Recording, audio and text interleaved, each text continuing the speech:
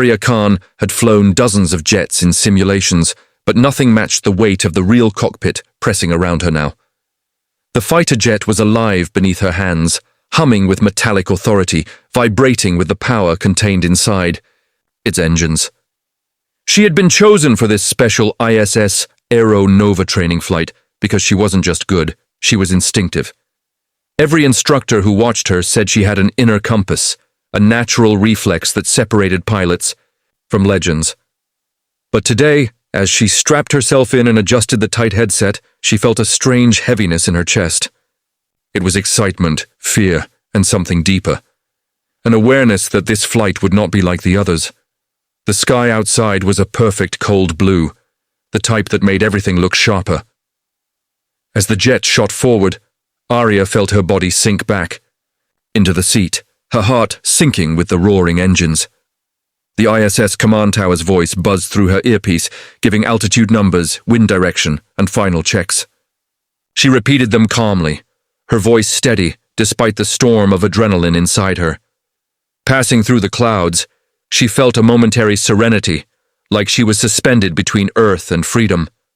She loved flying, loved the way problems shrank when viewed from above, how the world below became small and simple, almost gentle. But that calm didn't last long. Without warning, the jet gave a heavy jolt. A deep, metallic shudder ran through the frame, vibrating through her boots. Arya tightened her grip on the control stick. A second tremor followed, harsher, sharper, and the HUD in front of her flickered. Red lights began blinking like rapid heartbeats. A loud warning tone blasted into the cockpit. Something wasn't right. Jets didn't shake like that unless something serious was brewing under the surface. Her breathing slowed automatically, training taking over. She checked pressure levels, engine response, fuel feed lines. Everything seemed almost normal, but almost wasn't good enough when you were several thousand feet in the air with nothing but a metal frame holding your life. Then the jet shook again, this time violently, throwing her shoulder against the seat. The horizon outside tilted sharply to the left, and the jet began banking on its own. "Come on, not now," she whispered to the machine, pulling hard on the control stick. But the jet resisted. It wasn't responding the way it should. It was like the controls had developed a mind of their own. Her radio crackled. "Arya, we're detecting instability in your flight pattern." "Are you experiencing turbulence?" "No," she answered through gritted teeth. "Jet is losing directional control. System glitch, or worse." Her heartbeat echoed inside her helmet. She didn't say the word failure. Pilots avoided that word until there was no other choice.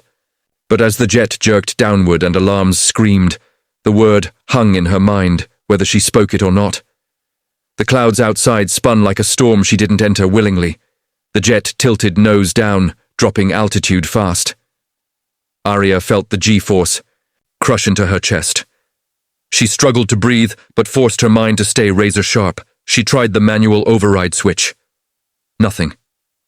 She tried the backup override. Still nothing. It was like she was fighting a giant she couldn't see. She pressed the black mobile device clipped to her side, a special ISS communication link, and held it to her ear.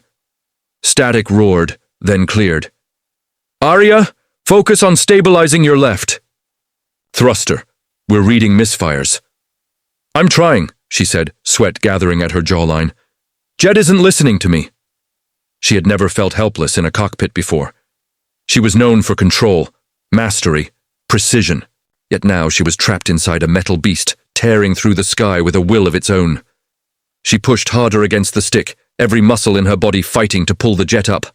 Her arms burned, her spine pressed into the seat as gravity clawed at her. She wasn't going to give up, not here, not like this. Her mind scanned every lesson she'd ever learned. She remembered something an old instructor told her. "Jets speak. Listen when they whisper, and you'll hear them before they scream." The jet had whispered earlier, the tiny flicker in the altimeter, the subtle vibration she dismissed as ego nerves. Now it was screaming. Arya closed her eyes for half a second, inhaling deeply. She couldn't panic. Panic was death. She forced herself to listen to the jet rather than fight it blindly. The tremors were stronger on the right side. The drop felt uneven. Something was pulling harder on one wing, a structural imbalance, a thruster malfunction, or maybe airflow disruption. With trembling focus, she reached for the emergency secondary throttle, a mechanism rarely used, almost ceremonial in modern jets, because systems weren't supposed to fail. But this jet was different. When she activated it, the jet violently kicked. The nose jerked upward for a brief moment. It wasn't a fix, but it was hope. She seized that hope like a lifeline. Adrenaline surged through her as she worked the controls with everything she had. She thought of all the people who believed in her, her instructors, her fellow pilots, even the ground crew who had waved her off with proud grins. She thought of the little girl she once was, standing at the airport fence, watching planes lift into the sky and dreaming of the day she'd fly one herself. She wasn't letting that dream crash today.